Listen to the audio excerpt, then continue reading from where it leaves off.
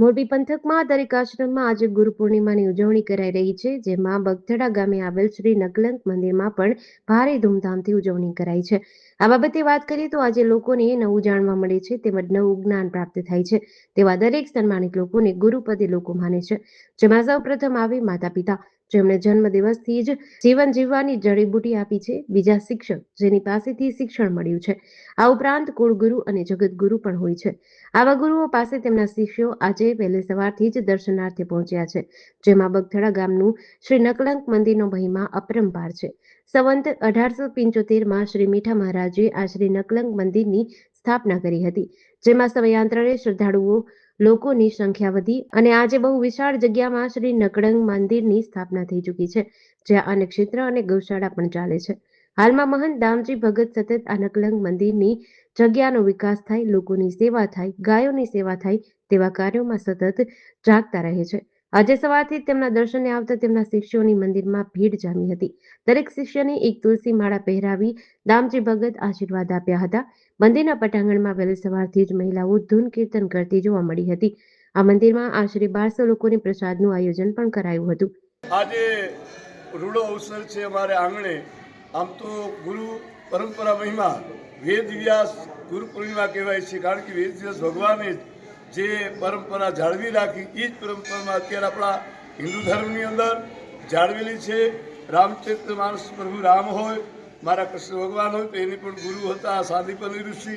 આ બાજુ મારા રામ પ્રભુને પણ ગુરુ વશિષ્ઠ ગુરુદેવ હતા. ગુરુ વિના ભવનિધિ તરે ને કોઈ, જો ભવ સાગર તરે, કારણ કે બ્રહ્મા વિષ્ણુ મહેશ હોય. બ્રહ્મા વિષ્ણુ મહેશ પણ જો ગુરુ ધારણ કરતા હોય તો એક માનવ તરીકે આપણે કે સદગુરુની કૃપા વિના સપને મળે નહીં સત્સંગ, કૃપા થાય મારા ગુરુદેવની તો લાગી જાય ભક્તિ કેરો રંગ. એવો આજે બે મુદ્દા છે. ગુરુ પૂર્ણિમા તો છે જ, દર વર્ષે ઉજવીએ છીએ અને દરેક આવેલા ભક્તો માટે 1200 ભક્તો માટેનો પ્રસાદની વ્યવસ્થા પણ રાખેલ છે, જેના દાતા અમારા જંતીભાઈ, ગણેશભાઈ સાણજા, મૂળ મોટા દહીસરા કૃષ્ણનગર હાલમાં રહેવાવાળા એની તરફથી છે. પણ મુખ્ય મુદ્દો આજે એ છે કે મેન મહંત નિવાસ ને જે દાતાઓએ પોતાની દાતારી બતાવી છે એ બધાય દાતાનું આભાર માનું છું. આજે એનું ઓપનિંગ કર્યું. અને બીજું ખાસ કહેવાનું કે ગુરુ જે છે એ આપણને અધોગતિમાં પડેલા જીવને, સંસારરૂપી સાગરના માયામાં પડેલા જીવને ઉર્ધગતિ પ્રદાન સદગુરુ આપે છે.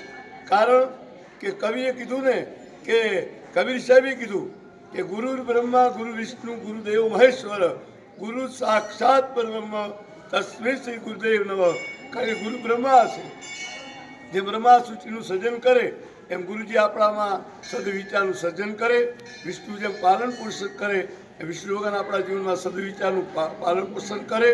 અને ઘોડાના તેમ અત્યાચાર, પાપાચાર, ભ્રષ્ટાચાર, દુરાચાર, આતંકવાદ, ત્રાસવાદનું જે સહાર કરે એમ આપણામાં રહેલા કુવિચાર અને કુસંસ્કારનું સહાર ઘોડાના જ કરે. એટલે ગુરુ સાક્ષાત ભગવાનનું સ્વરૂપ છે. ગુરુ ગોવિંદોનો ખડે કિસકો લાગુ પાય, કે બલિહારી મારા ગુરુદેવની જેને ગુરુની દીવ બતાય. એવા સદગુરુએ અમને ભગવાનના દર્શન કરેવા. એવા ગુરુના ચરણમાં કોટી કોટી પ્રણામ કે સાથ આજે સર્વના ગુરુ ગમે ને માનો પણ બધાના ગુરુનો દરેકની ઉપર આશીર્વાદ વરસે એવા રૂડા આશીર્વાદ. જેડીસી ન્યૂઝ સાથે શ્રીકાંત પટેલ, મોરબી.